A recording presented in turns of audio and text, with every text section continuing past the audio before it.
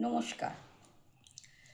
দেখো, একটা কথা ভেবে দেখো, লোকে বলে কালো রং নাকি অশুভ, কিন্তু কয়লা কালো, কিন্তু কয়লা কলকারখানায় উনুন জ্বালাতে, নানা রকম ইঞ্জিন তৈরি করতে, নানা রকম যন্ত্রপাতি তৈরি করতে কিন্তু কয়লার প্রয়োজন হয়।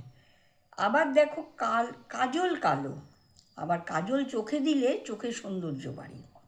আবার দেখো লোহাও কালো, কিন্তু লোহা দিয়ে কিন্তু জাহাজ তৈরি হচ্ছে, রেল ইঞ্জিন তৈরি হচ্ছে, নানা রকমের বাসনপত্র তৈরি হচ্ছে।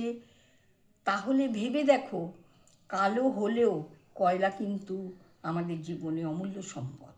কি ঠিক বলেছি তো? নমস্কার।